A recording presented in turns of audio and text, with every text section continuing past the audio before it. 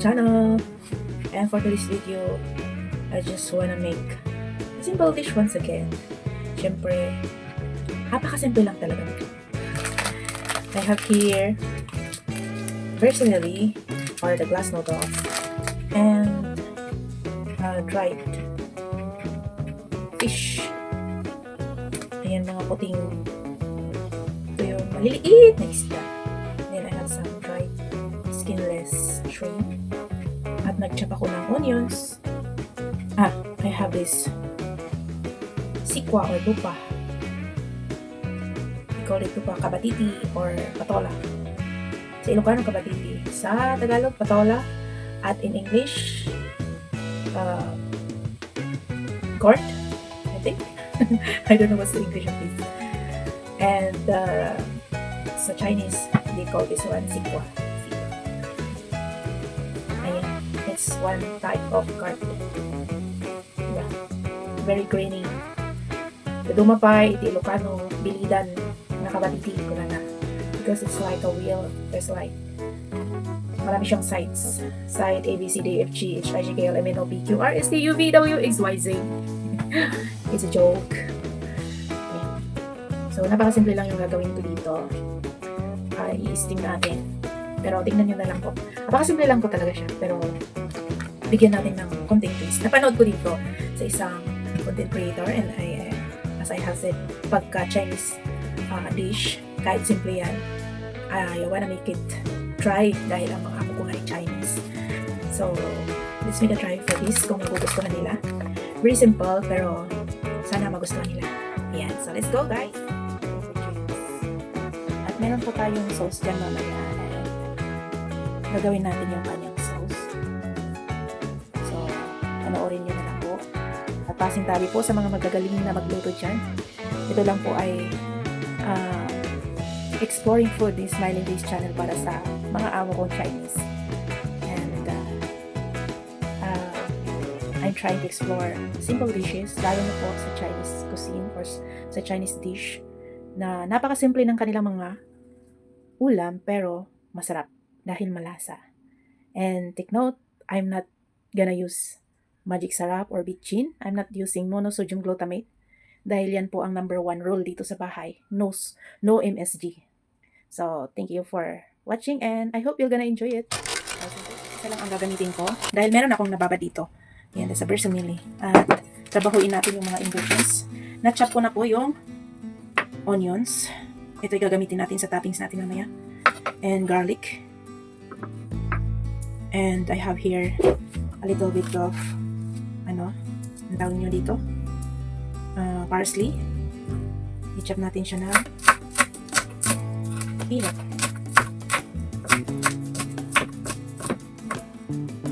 Yan. I'm not a great cook. Yung mga simple lang na alam ko kaya kong lutuin and I'm exploring more simple Chinese dish para sa kanila. Tulad ng sabi ko sa mga past ko na video, hindi po ako magaling magluto. Sabi nga ng isang content creator, kung magaling kang mix and combine and makuha mo yung lasa, yung tunay na lasa nila. Kasi nga, may pagkakaiba sa panlasang Pinoy. So, marami tayong mali nilalagay. Pero some of Chinese also like those, may mga ibang, not all Chinese ay hindi naglalagay ng bitchin. Yung iba, naglalagay din po sila. So, ang amo ko po kasi ay, ayaw sa MSG talaga. So, tanggalin natin yung dulo sa dulo. At hindi natin siya babalatan. Tanggalin lang po natin yung mga side niya. Tanggalin natin yan kasi medyo matigas po yan.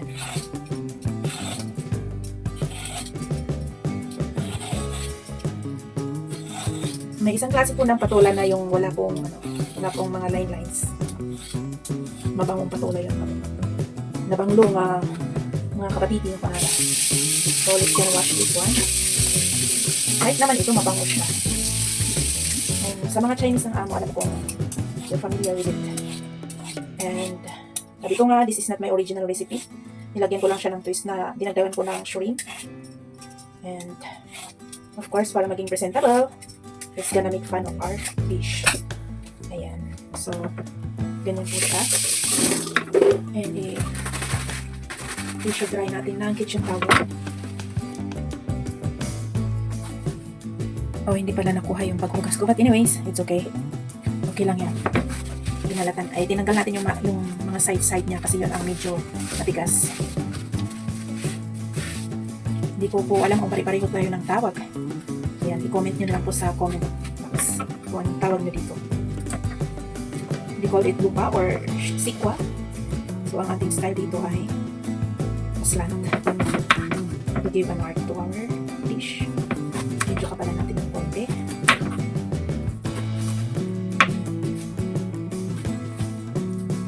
Dahil, i-steam natin yan. Mga konti. Hindi masyadong malipis, hindi rin masyadong makapal. So, kung food art lover, mixed food art lover kayo, at nagluluto kayo, you make some another design for it. Nilalang ko naman po ay lalo na pag magaling kayo sa varnishing. Ayan. So, okay na siya. And, ganun lang po yung pagka-slice niya. So, later on, it's gonna fix it. Ayan. Mga simple lang po yung kanyang ingredients. I-drain po natin yung ating personally ordered plus noodles. Tanggalin natin yung ito.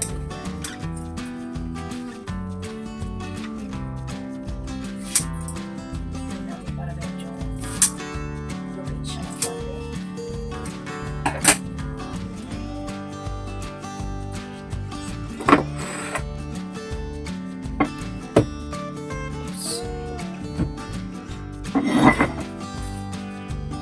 Lalagyan natin sa ating plate yung pansit.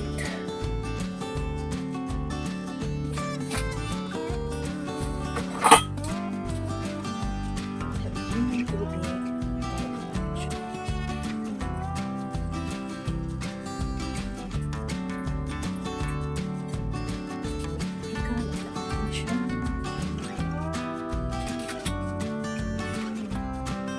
Pwede niyong dagdagan yung pansit or yung persimmon. Plus noodles. Pero ating okay na ito. Dahil dalawa lang naman silang kakain. So let's fix our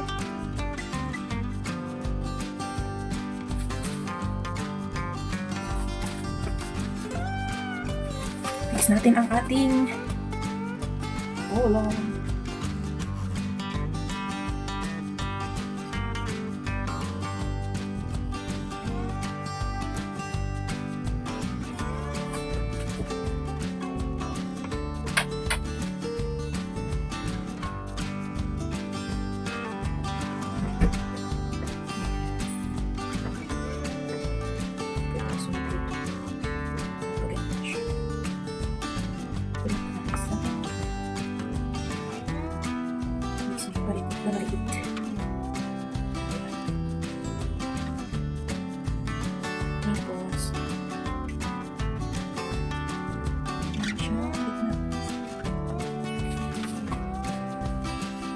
Gawin natin ito yung gitna niya. Ayan siya. Ayan. So, yan ang kanyang itsura. Abangan niyo po ang susunod. Ayan. Ngayon, igisa natin yung, ilutuin muna natin yung dried fish na yan. Ang sunod kong i-drain ay tuyo. O yung maliliit na isda na tinagad natin. Para lumambot siya ng konti. Itong shrimp, medyo lumambot siya ng konti. So, habang nakadrain yung ating, ayan po ang style niya, maliliit na isda. Habang nakadrain siya, i-chop ko lang ng konti ito, shrimp, dried shrimp din ito. Kailangang ibabad para medyo lumambot siya. Let's make it half.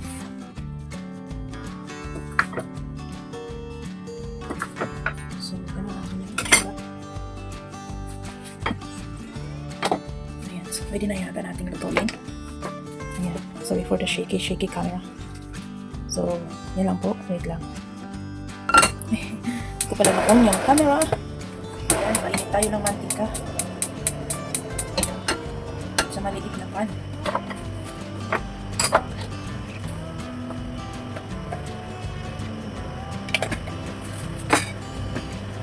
Painitin natin mabuti.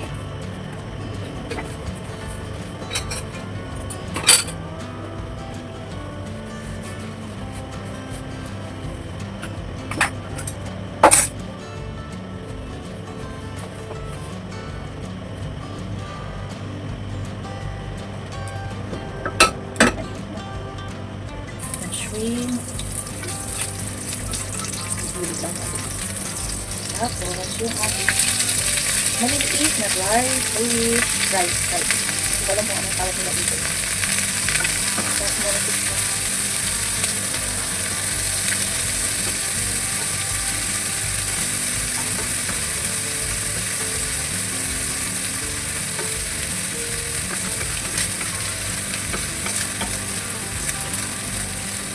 Next time, ibang pan ang gawin din natin.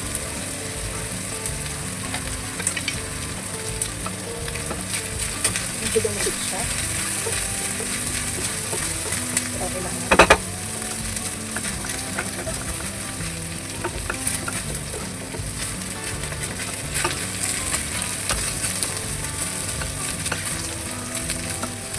Okay lang naman siya madurog yung iba. Basta wag lang puso ang madurog. Pero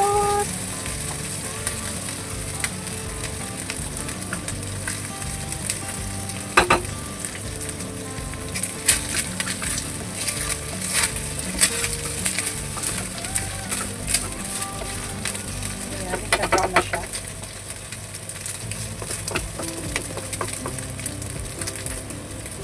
Okay na yun siya. Pagkalisan natin. Baka maturog. So, ayan. Next natin ay yung sauce niya. So, okay na yan. I-separate natin yan. Kanyang sauce. Yan, pinaghalo-halo ko na. Ay, nilagay ko na sa bowl. Sa isang bowl yung garlic, onions, green onions, and parsley. So, nilagyan ko siyang konting black pepper and a little bit of sesame oil. Lagyan din natin siya ng light soy sauce. Maski konti lang. 1 tablespoon of light soy sauce. So, ayan. And oyster sauce.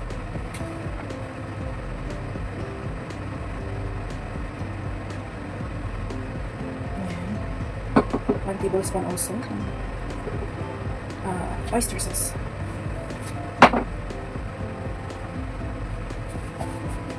Nagpainit lang ako ng mantika. Yan, magpainit tayo ng mantika.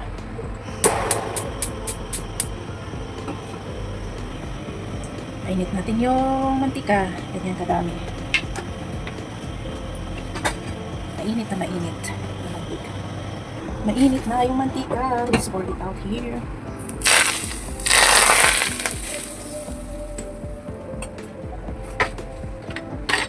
Haluin natin siya.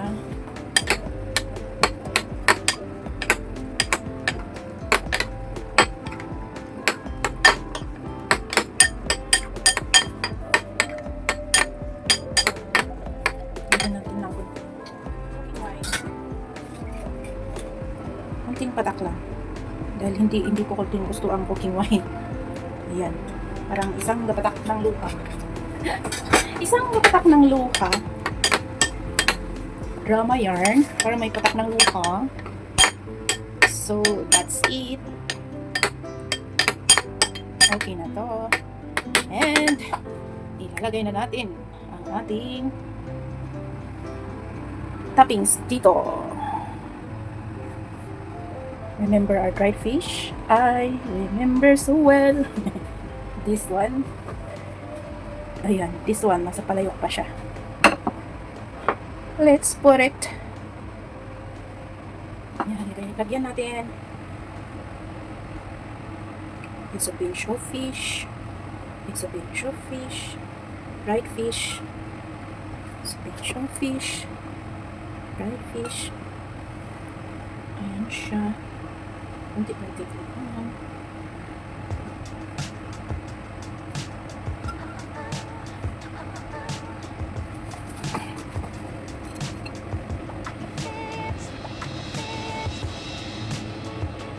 Lahat ay malagyan natin. Oops. Medyo makalat to. Ayan.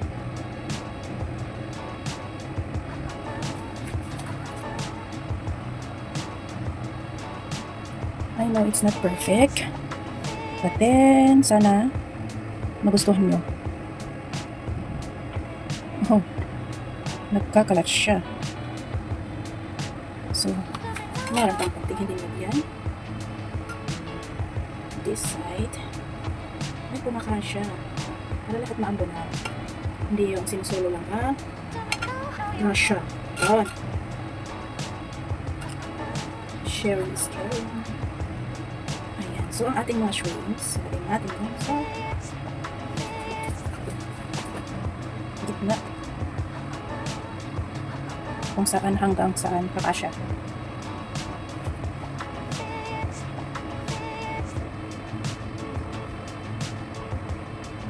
Dumikit.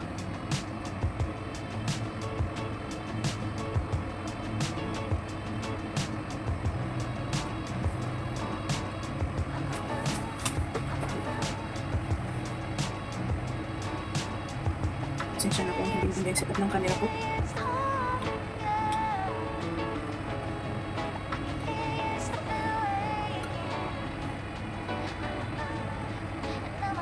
Hindi na lahat. Hindi pa malak. Dito. Oh, lahat malagyan. Thank you, Lord. Thank you naman. Kumasya. Tignan natin sa gitna ko. So, ayan na nga. Ayan na nga ang itsura niya. Na, ilagay na natin ang ating toppings.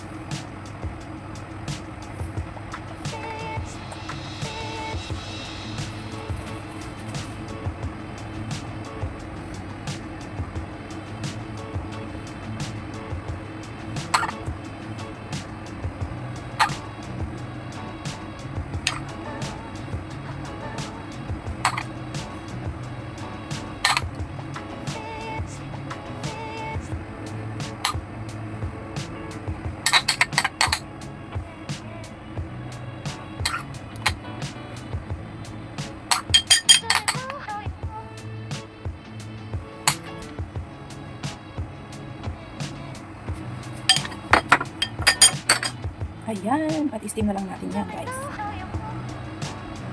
Wait natin kumulo ang tubig bago natin ilagay ang ating steam, sikwa or lupa with rosemary and dried fish toppings.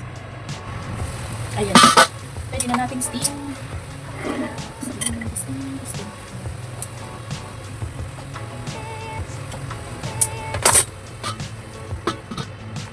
Burasan natin siya na 8 to 10 minutes. Let's take a look. Tchanan! Yan ang ating steam lupa or steam patola with dried fish toppings and Bercy belly.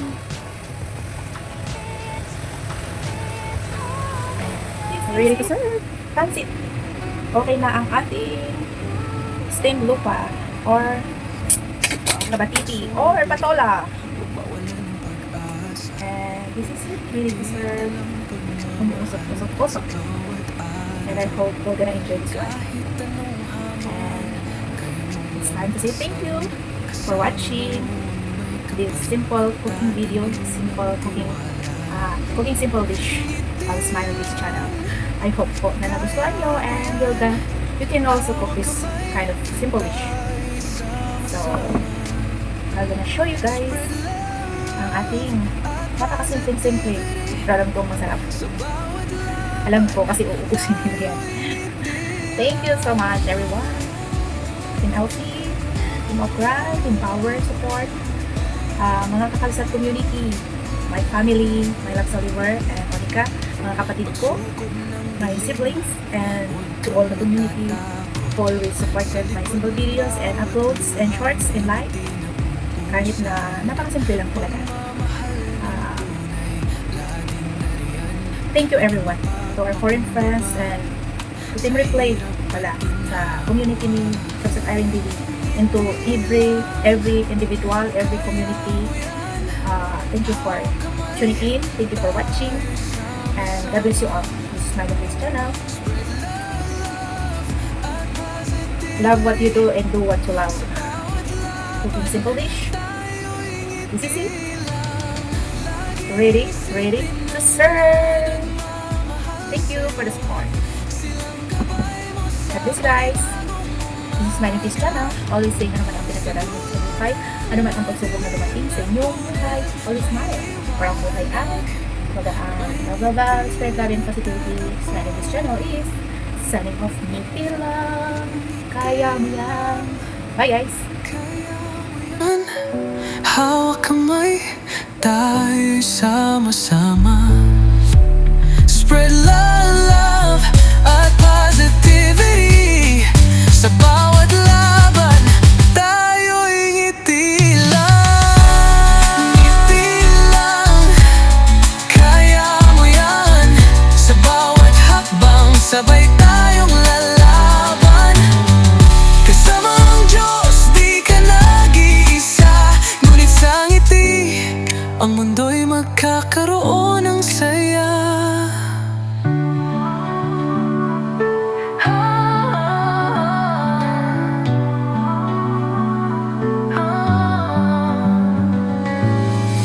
Ngiti lang, kaya mo yan. Sa bawat hakbang, sabay tayong lalaban. Kasama ang Diyos, di ka nag-iisa. Ngunit sa ngiti, ang mundo'y magkakaroon ng saya.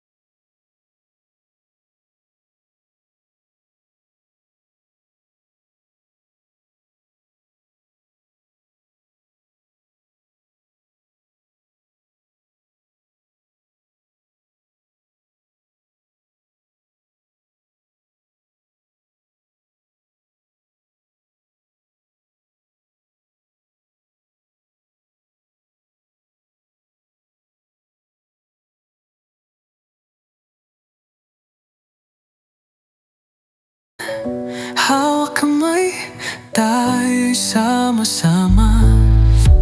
Spread love at positivity. Sa bawat laban, tayo'y ngiti lang. Ngiti lang, kaya mo yan. Sa bawat hakbang, sabay tayong lalaban. Kasama ang Diyos, di ka nag-iisa. Ngunit sa ngiti, ang mundo'y magkakaroon ng saya.